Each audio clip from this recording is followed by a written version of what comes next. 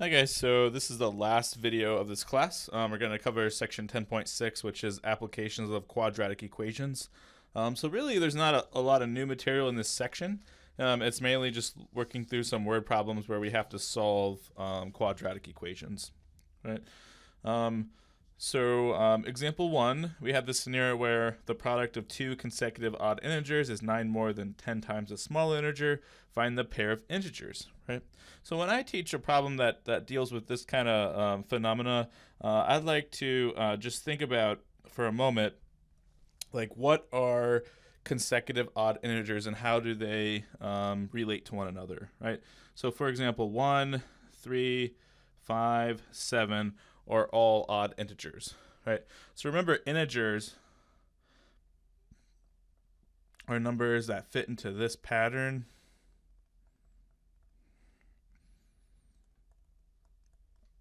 Right, so these are integers, right? So they can be negative, positive, whole numbers, right? There's no fractional or decimal part. And then, of course, an odd integer, it means, it's not even, right? It's not divisible by 2. So if we just look at this for a moment, like if 1 is an odd integer, how do you get to the next consecutive, right? Where we add 2, right? And that's the case all along, right? So if I know what one odd integer is, the next consecutive odd integer would just be that value plus 2. So essentially what I'm thinking is, if we let x be like the smaller integer, then the next one would be x plus 2, right? So I'm just going to come off to the side here to solve this problem, right? So if we say, let x equal the smaller odd integer, then x plus 2 would be the next odd integer, right? So essentially those are my two values, right? So the sentence says the product of two consecutive odd integers, so that would be x times x plus 2, right? The product of these two is, so equals 9 more than, so 9 plus 10 times the small integer, which would be x, right? So this is the equation that we get from that statement to be able to solve. And if you notice, this is going to be a quadratic, right? Because when I distribute the x through, we're going to get an x squared, right? We're going to get a degree 2 polynomial. So, simplifying the left-hand side, so you're distributing the x through, we would get x squared plus 2x equals, and then we'd have 9 plus 10x on the other side. And then, to solve a quadratic, probably what I would do is subtract 10x from both sides. So we get x squared minus 8x equals 0, or excuse me, equals 9. So then I think this one is set up nicely to complete the square, right? So, we take b divided by 2 quantity squared, which in this case would be negative 8 divided by 2 quantity squared, which is equal to, negative 4 squared, which is 16. So we need to add 16 to both sides, right, to complete the square. So that gives me x squared minus 8x plus 16 equals 25. And then the left-hand side is going to factor now to be x minus 4 quantity squared, which is equal to 25. So then I can solve this by taking the square root of both sides, and don't forget we need to put a plus or minus on the other side. So this gives me that x minus 4 equals plus minus radical 25, which of course is plus minus 5, right? So then if I add 4 to both sides, we get x equals 4 plus minus 5, right? So x would be equal to, 4 minus 5 would be negative 1, or x would be 4 plus 5, which is 9, right? So there's two different possibilities for x. So that means there's going to be two other possibilities for x plus 2, right? So like in this case, if we take x plus 2, that'd be negative 1 plus 2, which is 1. And then over here, x plus 2 would be 9 plus 2, which is 11, right? So actually my answers would be, 9 and 11 as my integers, or negative 1 and 1, right? So there ends up being two pairs of possibilities for these integers that make that equation true. Right, so there's the solution. Right, so then if we look at example 2, we're told that the length of a rectangle is 5 feet more than its width. The area is 36 square feet. Find the length and the width. Right, so if it's helpful, we can draw a picture. Right, so there's the length, and here's the width. So we're told the length of the rectangle is 5 feet more than the width. So if I let x be the width, then the length would be x plus 5, right? Because it's 5 feet more. And this, of course, would be in feet. So then we're told that the area is 36 square feet.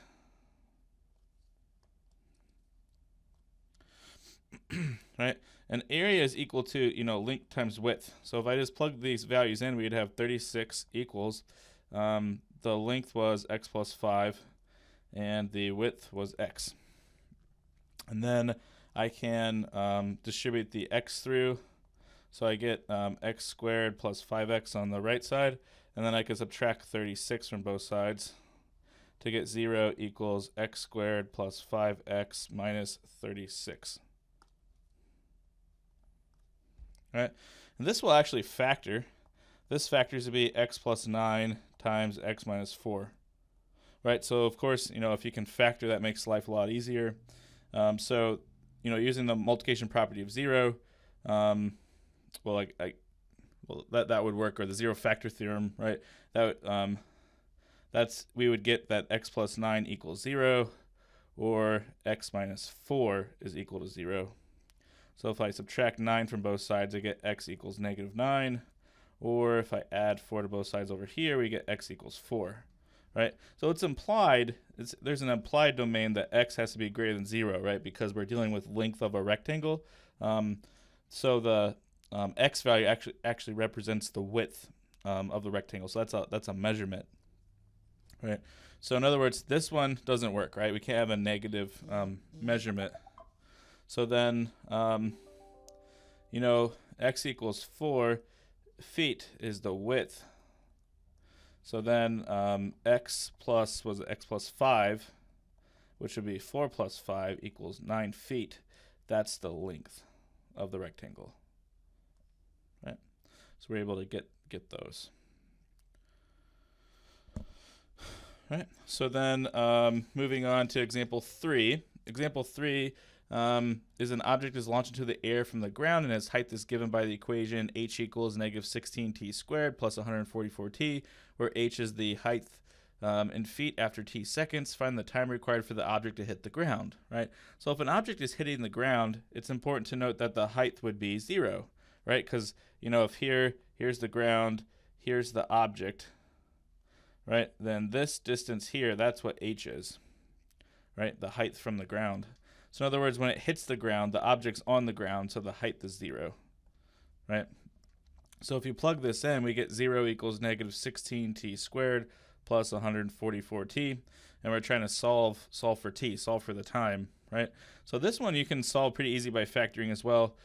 So it turns out that you can actually factor out a negative 16t from both terms.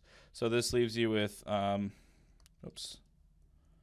this leaves you with t minus 9 left after you factor out negative 16t, and then we can actually divide both sides by negative 16 to be left with 0 equals t times t minus 9, right?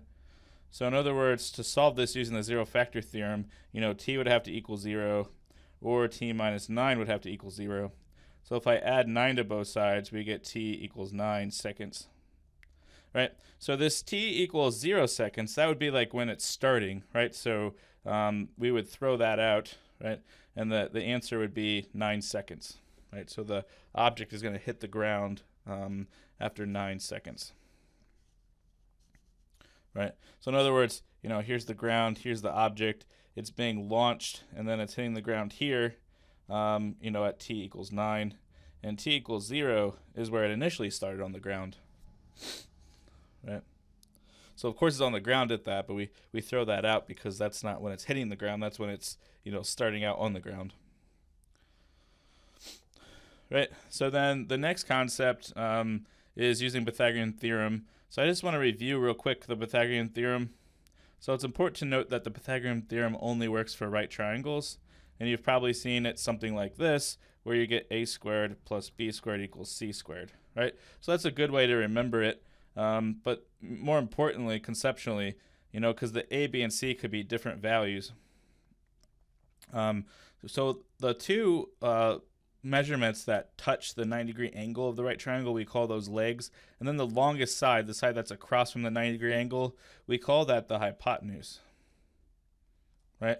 So then Pythagorean theorem using, kind of like this notation would be the one leg squared plus the other leg squared is equal to the hypotenuse squared, right? So it's just important conceptually to understand that, that Pythagorean theorem, you're taking the length of the leg squared plus the length of the other leg squared, and that's going to be equal to the square of the hypotenuse. All right. So I have a couple examples using this. So it says, find the length of the missing side of the right triangle with one leg measuring 9 meters and the hypotenuse measuring 15 meters. All right, so if you want, we could draw a picture. This would be 9 meters. The hypotenuse is 15 meters.